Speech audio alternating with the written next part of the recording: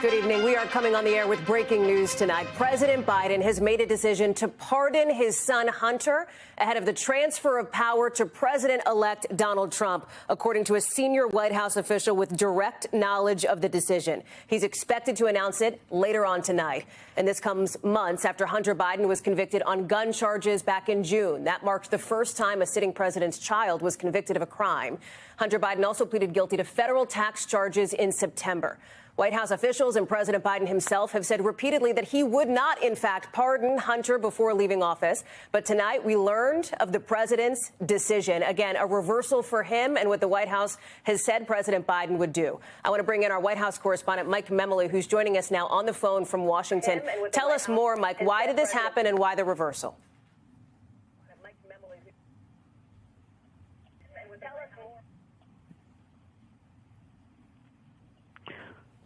Well, Hallie, this marks a reversal of what has been the public posture of the White House for months. Since the president's son was first found guilty by a Delaware jury of gun-related charges, and then later when he pled guilty to tax-related charges, the White House has insisted, including as recently as last week, that the president was not considering a pardon or a commutation of his son's sentences, which still have not, we should add, been handed down by the respective courts in which he was found guilty. But what we understand to have taken place is a series of conversations, father and son, that included just this past weekend in Nantucket. I was with the president in Nantucket this weekend. He has spent the Thanksgiving holiday there with his family for decades, but this weekend was just him, the First Lady, Dr. Jill Biden, his son Hunter and his family, as well as his daughter Ashley. And as the president returned to Washington to the White House last night, he began to inform the White House officials of this decision that he would be making the pardon official. Now, the president has been discussing this matter with his close aides for some time, even as the White House publicly said that they were not considering this, but that this is a decision that obviously carries significant weight. And I must say, Hallie, I was at the White House today. I'm still at the White House now, as a matter of fact. We saw the president and the First Lady speaking publicly on the issue of World AIDS Day. And both of them were I was struck by the emotion in their voice as they were talking about the family having to deal with loss. Of course, we know the president lost his eldest son, Beau. He lost his wife, his first wife, Neely, in a car accident 52 years ago this month. And the emotion of the moment seemed to be particularly poignant for them. And so this is a decision obviously coming at the end of his time in office, with just 51 days left before he hands off power to President-elect Donald Trump. And part of the concern that has been leading to the speculation that he would do this is about what investigations might still come. Would a Trump administration, would a Trump Justice Department continue with additional prosecutions? Would the prospect of his only remaining son going to jail, if that would be the sentence that would be handed down, be something that would be too much for this president, for this family to bear? And so now we have the decision that has not yet been announced publicly by the White House, but which NBC News, with our colleague Carol Lee and Sarah Fitzpatrick, reporting this evening.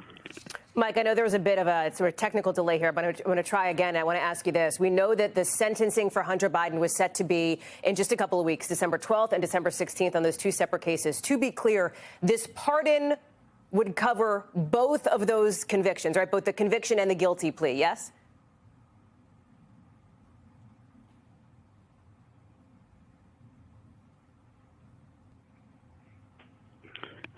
That's our understanding at this point, Hallie. But I think it is important to note that one of the things that complicates this issue is that the sentences have not been handed down just yet. And so as this reporting is just coming out, we're waiting for full information. I think it's important to wait and see what the White House puts out directly on this matter, because the paperwork for this kind of issue of a pardon of this nature does require the Justice Department to weigh in. There are officials that have to go through the process of making this official, and so the under the pardon power, this is just a way for the president to spare his son of any jail time. It's also worth noting that the denials of this have not just been coming from the White House, from the president himself. I spoke with First Lady Jill Biden just after the Delaware case was resolved and the guilty sentence came down. And I said to her, I asked her this question, that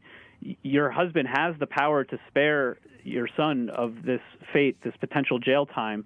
Don't you wish that he could exercise this power? And she said to me that we respect the rule of justice in this country, and that was not something they were contemplating. So this has been, as the president was weighing the re-election campaign, the fate of his family was something that they considered about whether to seek a second term.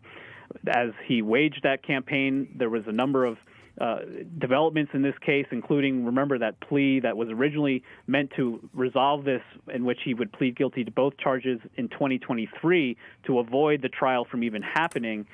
That plea deal fell apart. He had to then go through a grueling trial. The First Lady present in the courtroom every day, almost every day during that trial. The jury of Biden's own hometown of Wilmington, Delaware, coming down with that guilty plea, and then just weeks later, the president had that fateful debate against Donald Trump. And so the story of President Biden is one in which, as he himself says, family is the beginning, the middle, and the end. And now you have the president in his final days of office taking this action, which a president has that unique prerogative, that unique power of the presidential pardon, to take this burden off of his son. It's a decision that it has been so complicated, but one that the president has ultimately decided and made after spending the last few days, this holiday period, with his family in Nantucket. Mike Memoli, thank you very much, ma'am. We appreciate that. Let me bring in our NBC News legal analyst, Danny Savalos, who is joining us also on the phone. You heard Mike say it is a unique power. It is also an expansive one, Danny, for President Biden to issue pardons. In this case, it is NBC's reporting, at least at the moment, that it is a pardon and not a commutation. Explain the distinction here and functionally what this means for Hunter Biden moving forward.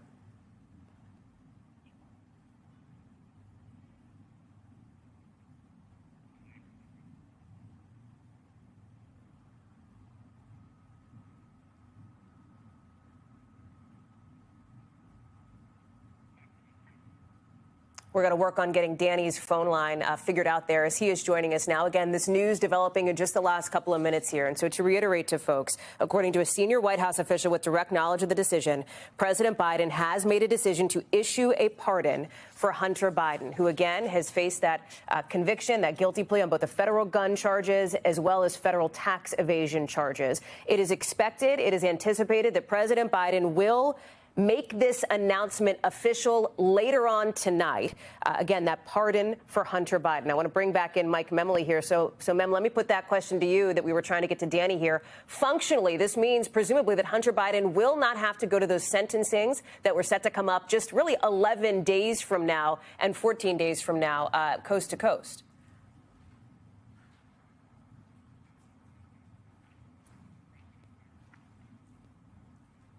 Working out those tech gremlins here. We will, of course, have continuing coverage of this significant decision by President Biden. As you heard our team of reporters and correspondents lay out, including our Kara Lee, Sarah Fitzpatrick, and Monica Alba, who are behind this reporting, President Biden is expected to pardon his son Hunter later on tonight. He has made that decision. You heard Mike Memoli talk about spending the Thanksgiving holiday with his close family.